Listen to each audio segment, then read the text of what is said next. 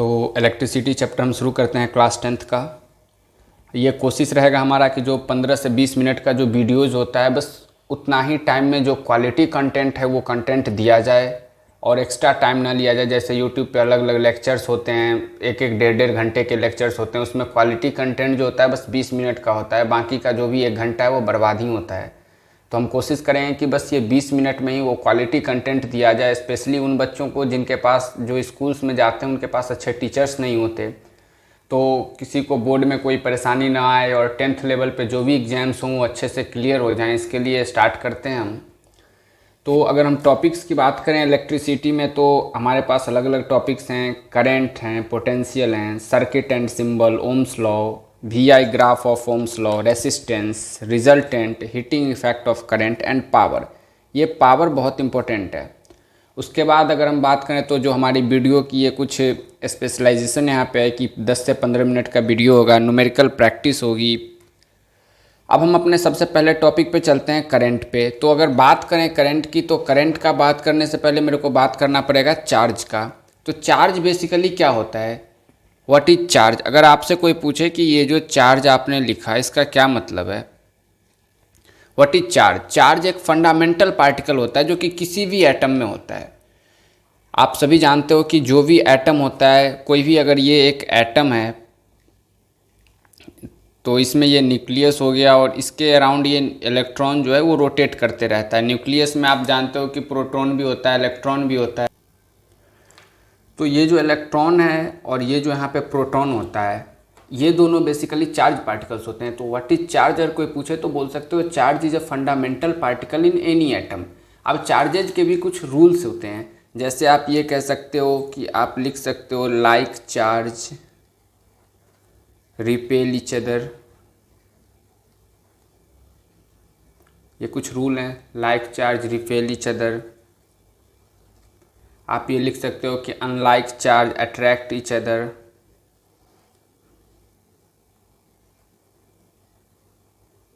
Unlike charge attract each other. Charge का unit क्या होता है, चार्ज का यूनिट हमेशा होता है कूलम्ब। Spelling yes, coulomb. हमेशा चार्ज का जो यूनिट होता है वो होता है कूलम्ब। एक कूलम्ब, अब ये भी पूछ सकता है कि डिफाइन 1 कूलम्ब। हमेशा जब 10th के बोर्ड वगैरह के एग्जाम्स होते हैं तो उसमें होता है कि 1 कूलम्ब कितना होता है। तो बेसिकली 6 × 10⁻18 इलेक्ट्रॉन्स पे जो चार्ज होते हैं उसी को हम 1 कूलम्ब कहते हैं। ओके, अगर कोई पूछ दे कि कितना चार्ज होता है तो आप यही कह सकते हो। दूसरी बात, एक हमेशा जो फॉर्मूला पूछी जाती है Q = NE, ये 10th के लिए बहुत ही इंपॉर्टेंट फार्मूला है। वैसे बहुत ही बेसिक सा फॉर्मूला है।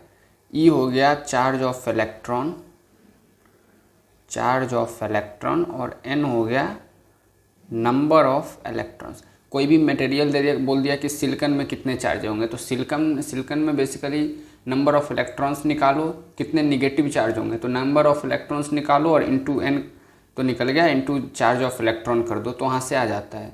तो ये बेसिकली एक बहुत ही इंपॉर्टेंट फॉर्मूला है जो आपको याद करके रखना है। अब हम आते हैं अपने टॉपिक के ऊपर जो हमारा था current. What is current. Current is rate of flow of charge, nothing else. अगर कोई पूछे व्हाट इज करंट तो क्या बोलोगे, rate of flow of charge. What is current, अगर मेरे से कोई पूछता है कि व्हाट इज करंट तो मैं क्या बोलूँगा, मैं बोलूँगा rate of flow of charge. What is current अगर कोई मेरे से पूछता है तो मैं क्या बोलूँगा, मैं बोलूँगा rate of flow of charge is called current. That means I = Q/T। ये आप लिख सकते हो dQ/dt। ओके, ये एक फॉर्मूला आप याद रख लेना। अगर कभी डेफिनेशन में पूछ दिया गया व्हाट इज करंट तो आप बोल सकते हो rate of flow of charge is called current. Current का SI यूनिट क्या होता है, करंट की बात करें तो उसका SI यूनिट होता है एम्पियर। हमेशा याद रखना, कभी भी पूछा जाता है। अब एम्पियर का डायमेंशन वगैरह या जो भी इधर उधर का चीज़ है ये सब आपसे नहीं पूछा जाएगा, ये सब 11th-12th की बात है, तो इसकी बात अभी हम नहीं करेंगे। करंट को मीज़र किससे किया जाता है, always measured by ammeter. तो ये भी याद रखना है, measured by ammeter, measured by ammeter. तो ये सारी चीज़ें करंट की हो गई। इसके अलावा आप ये याद रख सकते हो हमेशा कि डायरेक्शन ऑफ करंट जो होता है हमेशा इलेक्ट्रॉन के फ्लो के डायरेक्शन के अपोजिट होता है। अगर इलेक्ट्रॉन के फ्लो का डायरेक्शन ये है तो करंट का डायरेक्शन हमेशा ये होगा। ये बेसिक सी चीज़ें हैं कुछ जिसे आपको याद रखना है करंट के बारे में। अभी हम जस्ट चैप्टर का ओवरव्यू ले रहे हैं, उसके बाद हम चलते हैं पोटेंशियल डिफरेंस की ओर। अब चलते हैं पोटेंशियल डिफरेंस की ओर। पोटेंशियल डिफरेंस ये क्या होता है? तो पोटेंशियल डिफरेंस का आप ये डेफिनेशन आप लिख सकते हो, work done to move a unit charge from one point to another. Simple से, आप बहुत जगह यूनिट पॉजिटिव चार्ज भी लिखा होता है तो वो अपना है। डैट मीन्स कि कोई ये चार्ज है हमारा क्यू, इसको पॉइंट ए पे है, यहाँ से पॉइंट बी पे लेके आया, तो जो वर्क डन हुआ, अब मैंने यहाँ से यहाँ तक चार्ज को लाया तो कुछ ना कुछ वर्क डन होगा, बस उसी को पोटेंशियल डिफरेंस कहते हैं। तो डेफिनेशन में तुम ये लिख सकते हो, work done to move a unit charge, work done to move a unit charge, ये लिख सकते हो from one point to another. इसी को कहते हैं वर्क डन, इसी को कहते हैं पोटेंशियल। ओके, तो पोटेंशियल की बात हमने कर ली कि पोटेंशियल बेसिकली पोटेंशियल डिफरेंस कहो या पोटेंशियल करो सेम चीज़ होता है। अब इसकी अगर मैं फॉर्मूला की बात करूं तो आप ओम्स लॉ में भी पढ़ोगे, एक फॉर्मूला होता है V=IR, और ये फॉर्मूला ओम्स लॉ का है, बहुत ही इंपॉर्टेंट फॉर्मूला है। इसके हम मैथमेटिकल डिराइवेशंस करेंगे, इसके हम ग्राफ्स देखेंगे, VI ग्राफ जिसको बोलते हैं। तो ये सब अलग की चीज़ें हैं। अभी हम बस ये जान लेते हैं कि इसका यूनिट क्या होता है। तो यूनिट होता है इसका वोल्ट, V से हम डिनोट करते हैं, वोल्ट होता है। अब आपसे पूछ भी देगा कि 1 वोल्ट चार्ज को डिफाइन करो, हमेशा जब पूछता है कि 1 वोल्ट पोटेंशियल को डिफाइन करो, जैसे पूछता है 1 कूलम्ब चार्ज बताओ, 1 एम्पियर बताओ, तो उस तरह से पूछ देता है कि 1 वोल्ट बताओ, तो कुछ नहीं है, 1 जूल वर्क डन होगा जिसमें वो हो गया बस। When 1 joule work done is carrying 1 coulomb charge then potential difference is called 1 volt. आपसे एक क्वेश्चन हमेशा बोर्ड में ये पूछ सकता है, अगर आप लिखना चाहो तो लिख सकते हो, डिफाइन 1 वोल्ट। डिफाइन 1 वोल्ट अगर पूछता है तो इसका आप क्या दोगे answer? When 1 joule of work is done in carrying 1 coulomb charge, then potential difference is called 1 volt. क्या लिखोगे? When 1 joule of work is done in carrying 1 coulomb of charge, then the potential difference is called 1 volt. हो गया। अब इसको measure किससे किया जाता है? मेजर्ड बाय लिख दो आप, मेजर्ड बाय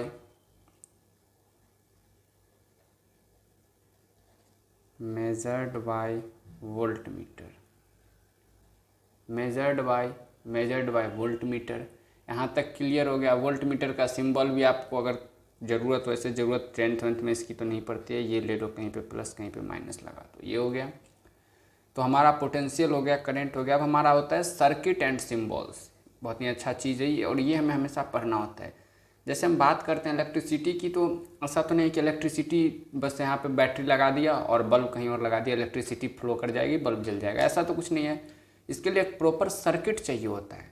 तो आज हम बात करेंगे कि सर्किट क्या होता है। पाथ, सर्किट क्या होता है? जस्ट एक पाथ होता है, इलेक्ट्रिसिटी का एक पाथ है। अब इसके अलग अलग एलिमेंट्स होते हैं। सर्किट के कौन कौन से एलिमेंट्स होंगे देख सकते हो आप, बैटरी होंगे, सेल और बैटरी अलग अलग चीज़ें हैं, याद रखना। उसके बाद आपके बल्ब हो गए, फ़ैन हो गए, जो भी अप्लायंस हो गए वो भी आते हैं, फ्यूज हो गए, वायर हो गए, वोल्ट मीटर, आम मीटर जैसे जो भी आपके मेजरिंग इंस्ट्रूमेंट्स हैं वो आ गए।